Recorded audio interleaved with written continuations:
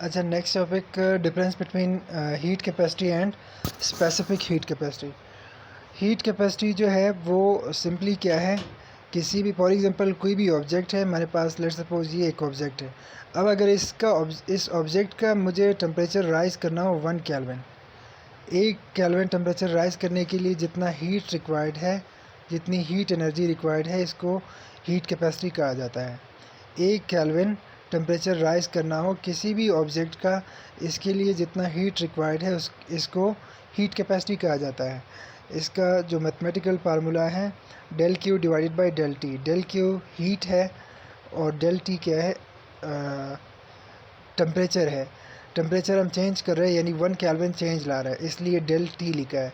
और जितना heat means initially उसका कुछ हीट होगा एंड देन आप उसको हीट देंगे तो डेफिनेटली हीट क्या हो जाएगा, चेंज हो जाएगा, इसलिए del Q divided by del T लिखा है।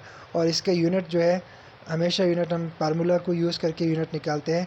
क्यू का यूनिट क्यू के हीट जो है वो एनर्जी है, इसलिए हीट का यूनिट क्या होता है, एनर्जी का यूनिट क्या होता है, जाउल। और डिवाइडेड बाय टेम्परेचर है, टेम्परेचर का ऐसा यूनिट क्या है, केल्विन। सो इसका हीट कैपेसिटी का जो ऐसा यूनिट है वो क्या बना, जाउल पर केल्विन। एंड देन उसका एक पॉइंट है, it depend upon mass of the body. Mass of body पे डिपेंड करती है हीट कैपेसिटी। मास, अगर ऑब्जेक्ट का मास कम है तो उसको 1 केल्विन टेम्परेचर राइज़ करने के लिए कम हीट चाहिए, कम हीट चाहिए। अगर मास ऑब्जेक्ट का कम हो तो कम हीट चाहिए। अगर मास ज़्यादा हो, ऑब्जेक्ट का मास बहुत ज़्यादा हो, तो इसका टेम्परेचर 1 केल्विन राइज़ करना हो तो इसके लिए फिर ज़्यादा हीट चाहिए, ज़्यादा हीट एनर्जी देनी पड़ेगी, तब जाकर इसका टेम्परेचर 1 केल्विन राइज़ होगा। सो मास पर डिपेंड कर रहा है, मास ज़्यादा होगी तो हीट ज़्यादा चाहिए, मास कम होगी तो 1 केल्विन टेम्परेचर राइज़ करने के लिए कम हीट चाहिए। On the other side, specific heat capacity क्या है वो समझने की कोशिश करेंगे। अच्छा, specific heat capacity, the amount of heat absorb by body of 1 kg to increase its temperature through 1 kelvin. यहाँ हीट कैपेसिटी में मास के लिए कोई रिस्ट्रिक्शन नहीं थी, यहाँ पर मास के लिए रिस्ट्रिक्शन है। यहाँ मास को कितना होना चाहिए, 1 kg होना चाहिए। रिमेंबर दैट यहाँ पर मास को 1 kg होना चाहिए, तब आप इसको स्पेसिफिक हीट, स्पेसिफिक मीन्स ख़ास मखसूस मास के लिए, सिर्फ 1 kg मास के लिए। अगर मास 2 kg हो तो देन वो स्पेसिफिक हीट कैपेसिटी नहीं होगी, बल्कि वो हीट कैपेसिटी होगी। सो सिर्फ जो 1 kg के मासेस है उसका टेम्परेचर अगर आपने राइज़ करना हो 1 केल्विन, उसके लिए जितना हीट रिक्वायर्ड है इसको स्पेसिफिक हीट कैपेसिटी कहा जाता है। मेन डिफरेंस यही है, 1 kg मास का अगर टेम्परेचर राइज़ करना हो 1 केल्विन, उसके लिए जितना हीट रिक्वायर्ड है, जितना हीट एनर्जी रिक्वायर्ड है, इसको स्पेसिफिक हीट कैपेसिटी कहा जाता है।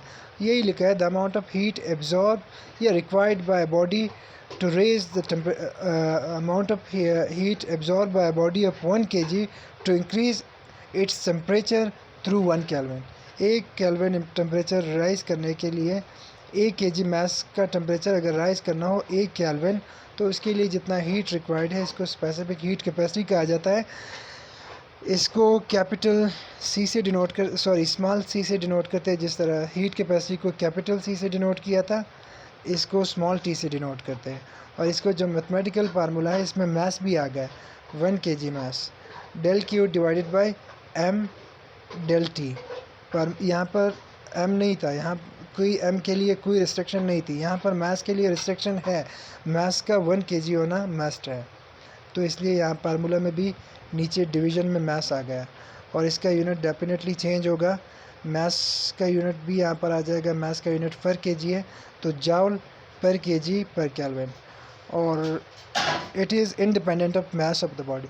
ये independent of mass, because mass जो है वो कांस्टेंट है, मास आपने 1 kg लेना है, मास फिक्स्ड है, तो that is why it is independent of mass. Mass पे ये डिपेंड नहीं करता है, मास फिक्स्ड है, 1 kg लेना होगा।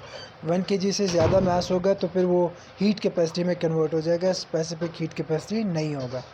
अच्छा, जब ये मास पे डिपेंड नहीं कर रहा है तो किस चीज़ पर डिपेंड कर रहा है, then why the value of different substances की जो स्पेसिफिक हीट कैपेसिटी होती है वो डिफरेंट होती है।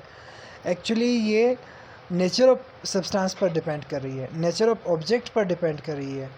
यानी एक ऑब्जेक्ट, फॉर एग्जांपल एक ऑब्जेक्ट है, एक प्लास्टिक का 1 kg आपने मास लिया है, प्लास्टिक का ऑब्जेक्ट है। दूसरा आपने लिया है स्टील का, कोई स्टील का ऑब्जेक्ट ले लिया। ये स्टील है और ये प्लास्टिक से बना है। अब दोनों मैसेज में 1 kg है, इसका भी मास 1 kg है। अब प्लास्टिक का टेम्परेचर अगर आपने राइज़ करना हो 1 केल्विन, इसके लिए जो हीट रिक्वायर्ड होगी वो अलग अमाउंट में होगी, और इसके लिए जो हीट, स्टील के लिए जो हीट रिक्वायर्ड होगी 1 केल्विन राइज़ करने के लिए टेम्परेचर, इसके लिए अलग हीट रिक्वायर्ड होगी। Is it clear? तो ये नेचर ऑफ सब्सटेंस पे डिपेंड कर रही है। प्लास्टिक के लिए हीट कैपेसिटी अलग होगी, स्टील के लिए अलग होगी। स्टील गुड कंडक्टर है हीट का, तो इसको कम हीट चाहिए, 1 केल्विन टेम्परेचर इंक्रीज़ करने के लिए कम हीट चाहिए। प्लास्टिक अच्छा कंडक्टर नहीं है, बैड कंडक्टर है, हीट को अच्छी तरह कंडक्ट नहीं कर सकता।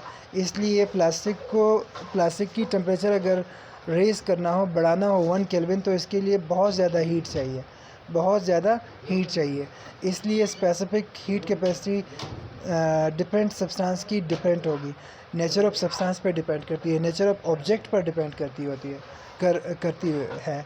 प्लास्टिक के लिए स्पेसिफिक हीट कैपेसिटी की वैल्यू ज़्यादा होगी, स्टील के लिए कम होगी। तो नेचर ऑफ सब्सटेंस पर डिपेंड करती है, मास पर डिपेंड नहीं करती है। जिस तरह हीट कैपेसिटी मास पर डिपेंड करती थी, कम